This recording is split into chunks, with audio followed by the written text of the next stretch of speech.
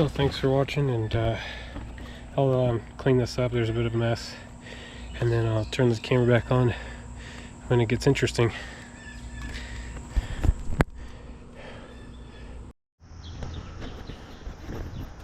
Hello.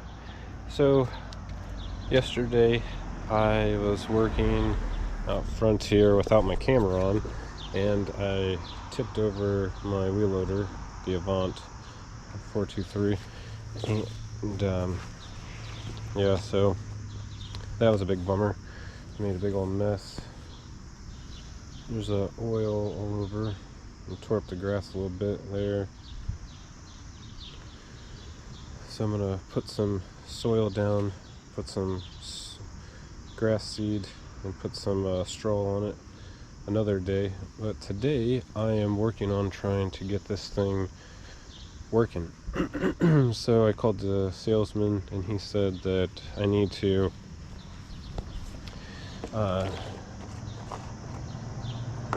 check the oil.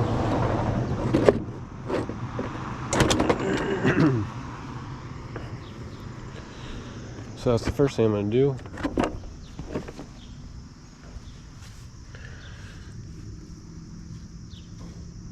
He said you want to crack this. I just heard some pressure, so some pressure built up in there. He said keep the oil cap a little cracked, which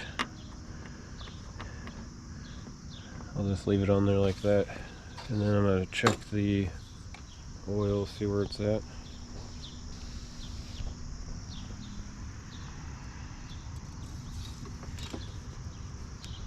I sure hope I didn't ruin my machine. Looks like the oil is where it needs to be. Yeah, yesterday I was carrying this big old root ball and was going down this sideways, and of course it tipped over. I was getting tired. I have this cold I can't get rid of, and no excuse. I don't know. Wasn't thinking, and I was going up and down this hill plenty of times, but I was going straight up and straight down, and I was going sideways with it, but it was with no weight. So when I added the weight to it, and I was adding the weight on the wrong side, maybe if I had the weight on the other side I wouldn't have tipped. But well, I wouldn't have tipped obviously, because it would have kept me on that side. All this wouldn't have happened. I tried pulling it over with my truck. I got it halfway over, but I should have put the brakes on, because the wheels were turning and I wasn't able to fully tip it over. The other thing they told me to check was the the air filter. Said to check to see if there's oil in it, which there's not.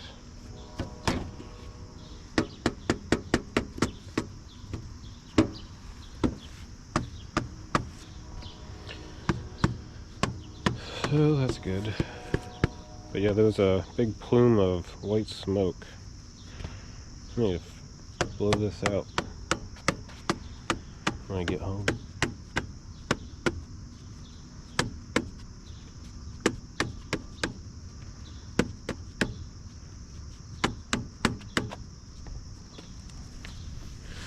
Looks like there's two filters in here or something.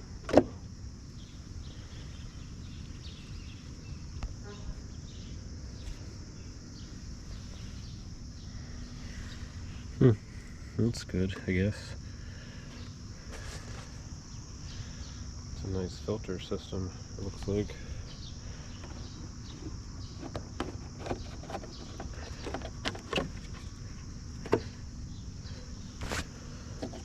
Alright, so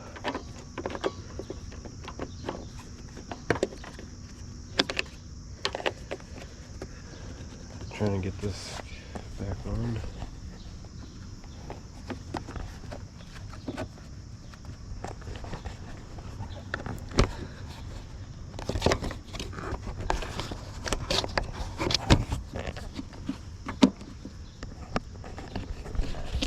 Sorry about this. Normally I have the camera on my helmet.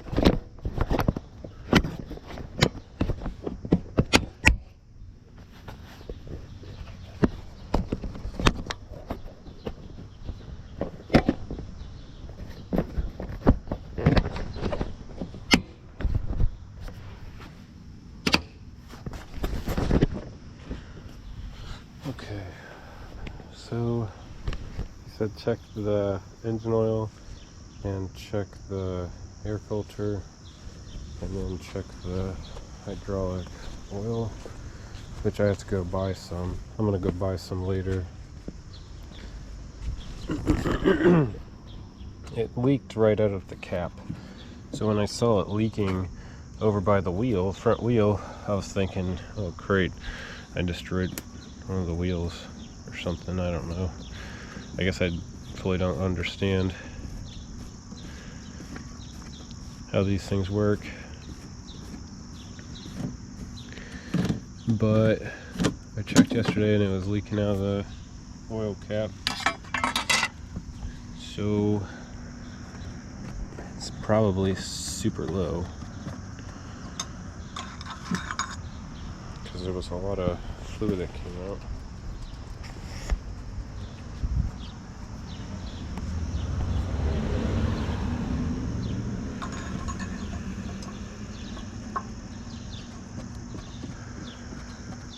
Let's see if there's anything on the dipstick.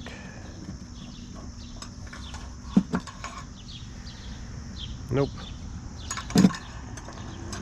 Nothing on the dipstick.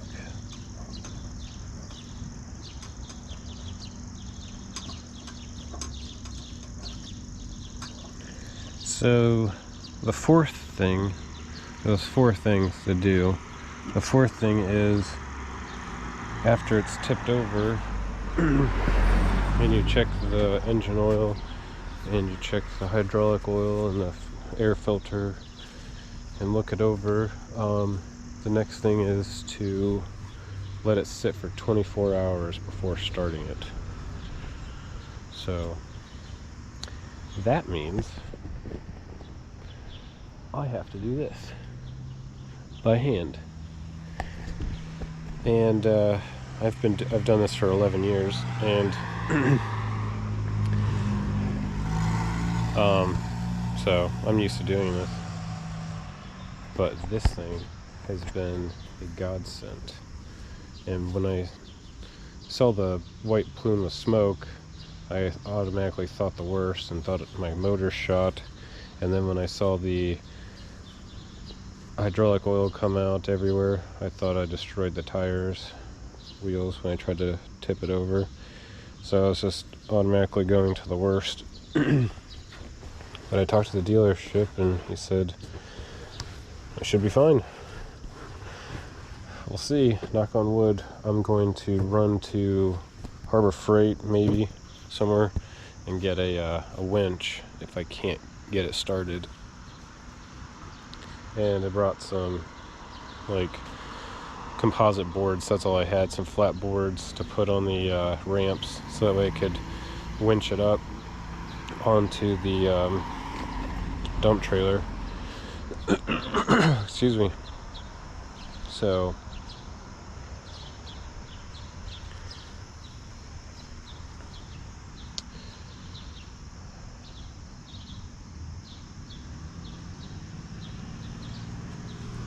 hopefully I don't have to do that though.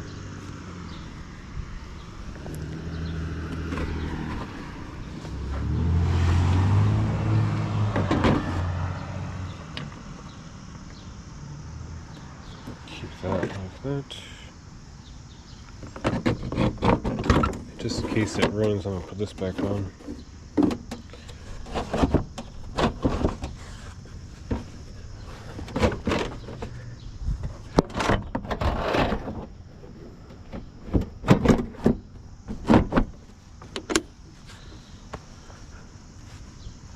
I just have to remember to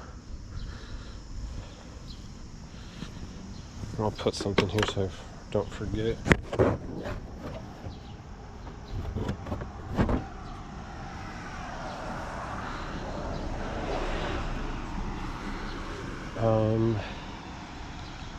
But yeah, that's gonna be my day. Doing it old school.